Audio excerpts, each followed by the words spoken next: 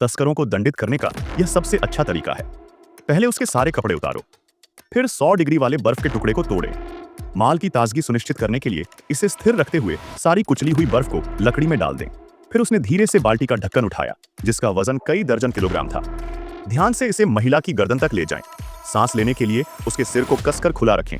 दंडित होने पर तस्करों को भागने से रोकने के लिए इस जेल में विशेष रूप से एक असाधारण मजबूत बेल्ट बनाई गई है।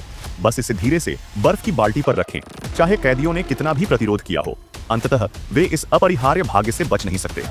हालांकि 2 महीने से भी कम समय में जो महिला इसकी सबसे अधिक हकदार थी, उसके शरीर के निचले हिस्से में सुन्नपन महसूस होने लगा। गर्दन से नीचे का हिस्सा पूरी तरह से बेहोश हो गया। वह बहुत पीड़ा में दिख रही थी। ध्वनियों की श्रृंखला बनाना कठिन है। फिर वह उस कैदी की ओर देखने लगा जो पहले ही अंदर आ चुका था। यहाँ लंबे समय तक डूबे रहने के बाद मेरे साथी का शरीर पहले से ही बहुत कमजोर है। इस समय वे दोनों एक दूसरे के आमने सामने थे, लेकिन इस खेद को शब्दों में व्यक्त करना कठिन है। हालांकि जेल इन लोगों को इतनी आसानी से मरने नहीं देगी, क्योंकि जेल का उद्देश्य इन लोगों को कष्ट देना है।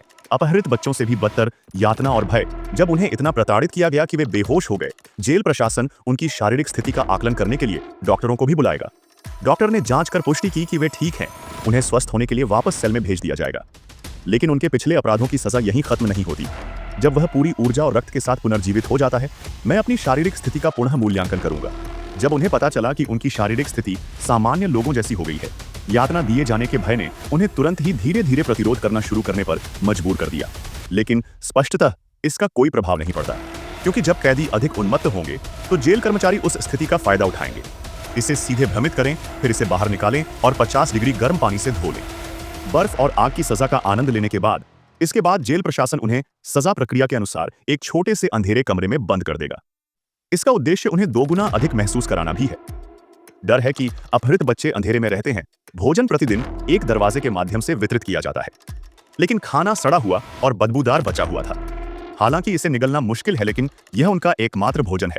उन्हें अपहृत बच्चों को बचा हुआ खाना खिलाने को किसने कहा? शुरुआत में वे अंधेरे कमरे में रहते थे और धूप सेंक सकते थे, लेकिन यह अद्भुत समय केवल आधे घंटे तक ही रहता है। जब समय पूरा हो जाएगा तो सूर्य की रोशनी वाली एकमात्र खिड़की बंद कर दी जाएगी। हो सकता है आप चलो भी, लेकिन उन्हें सबसे अधिक निराशा इस बात से होती है कि धूप में बैठने का उनका समय हर दिन धीरे धीरे कम होता जा रहा है। जैसे समय बीतता जाता है, इसका मतलब यह है कि वे अधिक सूर्य प्रकाश देख सकेंगे। अंततः उनके जीवन से धूप पूरी तरह से छीन ली जाती है। उसे अंधकार से उत्पन्न भय में सदैव जीने 2-3 महीने के अंधकार के बाद वे केवल मोमबत्ती द्वारा लाई गई रोशनी को ही देख सकते हैं।